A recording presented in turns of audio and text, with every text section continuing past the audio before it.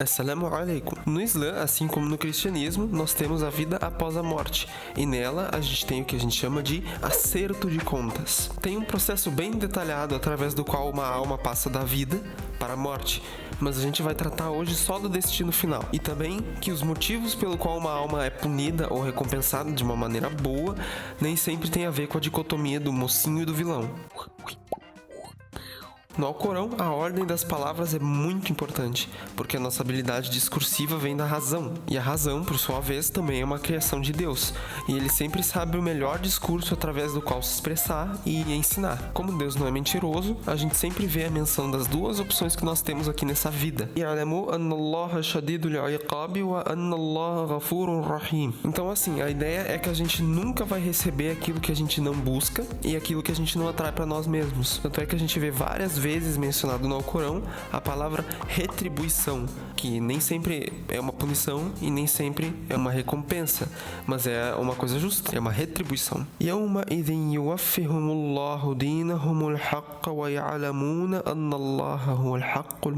O interessante dessa palavra é que ela não quer dizer algo como não gostei do que tu fez, vou te torturar. O significado é mais, faça o que quiser, mas você é responsável pelo que fez. A gente faz literalmente o que a gente quiser aqui. O único limite são as leis da física. A gente pode esquecer a dicotomia do certo e do errado. A gente pode dizer X e Y e ainda vai ser a mesma coisa, porque no final tudo vai ser ajustado. O problema é, esse ajuste vai nos beneficiar? Vai trazer coisa boa pra gente? Esse é um dos motivos pelos quais a gente não pode impor a religião, porque se a pessoa não faz alguma coisa com intenção, não tem justiça na ação dela, muito menos na nossa de imposição. Por exemplo, se eu faço uma boa ação porque eu tô sendo obrigado, qual que é a virtude disso? Qual que é o bom valor disso? Na retribuição existem dois lugares, a Jannah e o Jahim.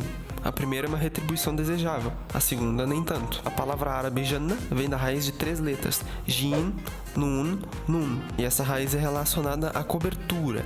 Então a gente chama o paraíso de Jannah porque ele é um jardim coberto por árvores. Então, Jannah. Existem vários níveis nesse lugar, mas todo dia é melhor que o outro, ou seja, todo dia a gente sobe um nível. Então todo mundo vai acabar experimentando a mesma coisa. Mas é meio que um paradoxo, porque é infinito, então o cara que tá acima vai estar sempre acima, mas tu vai ver o que ele viu também.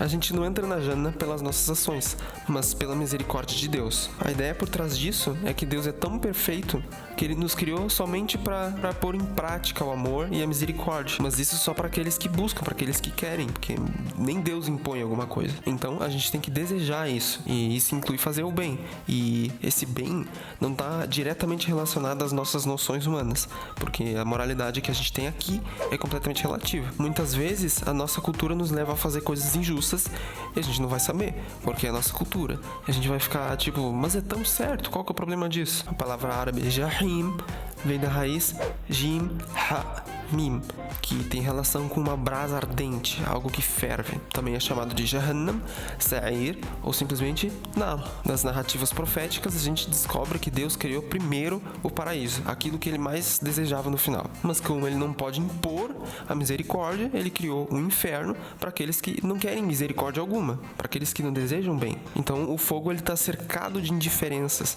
isso para aqueles que não quiseram um bem maior nessa vida.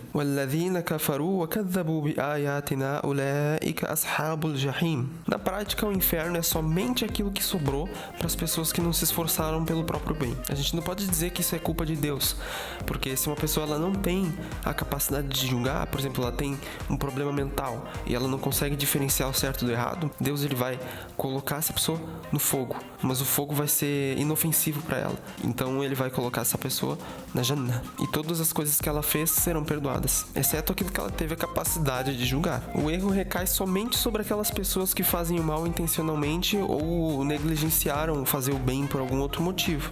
Mas para aquelas pessoas que não conseguiram julgar, que tinham uma boa intenção e não conseguiram fazer um julgamento correto, o fogo é inofensivo para elas. Um outro fato importante do discurso corânico é que a palavra perdão e a misericórdia de Deus é mais mencionada no livro todo do que punição, ódio, raiva. Nabi ibadi anni ana al-ghafurur rahim wa anna العذاب هو العذاب الأليم. A gente tem bastante desses avisos, mas a gente não pode ser motivado exclusivamente pelo medo, pelo temor. Isso assim como também não podemos ser mercenários buscando somente um prêmio da parte de Deus. A boa notícia é sempre a primeira que aparece, ou seja, avisem os meus servos que eu sou misericordioso, que eu vou dar sempre o melhor para eles se eles buscarem.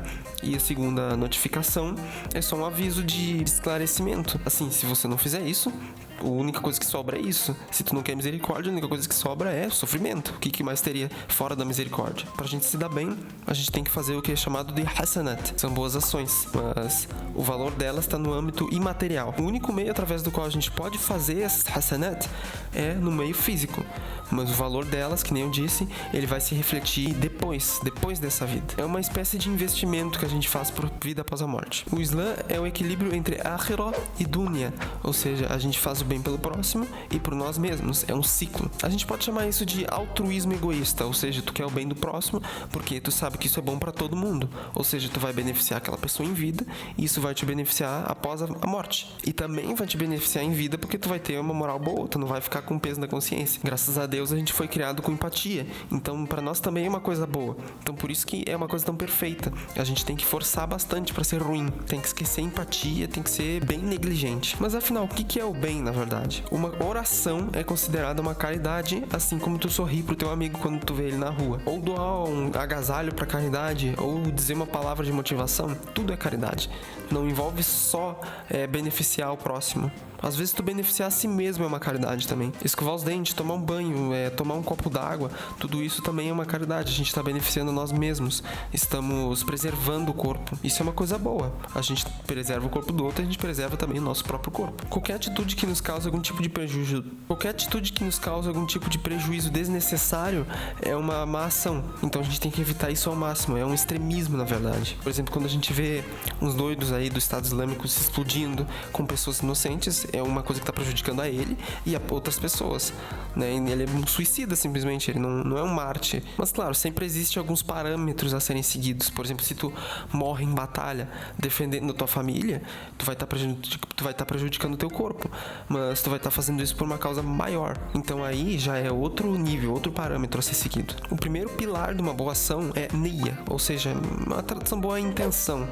E isso quer dizer que tu faz uma coisa visando Deus e o próximo e você mesmo. Você visa os três. Por isso que é um equilíbrio. Por isso que uma caridade sem uma intenção imaterial é boa só para aquela situação. Porque a intenção foi feita só para aquela situação. Por exemplo, quando um ateu ajuda uma pessoa, ótimo, ele tá fazendo uma boa ação, mas uma boa ação para aquela pessoa. E o benefício que ele vai ter é o benefício aqui na vida.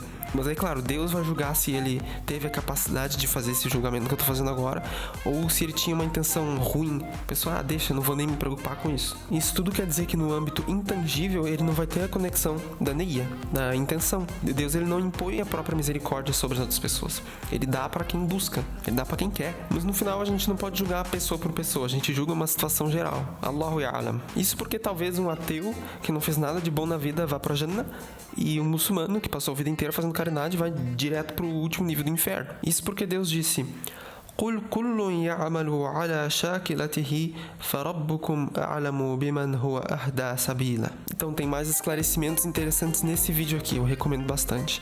Assalamu alaikum wa rahmatullahi wa barakatuh. Jazakumullahu khaira.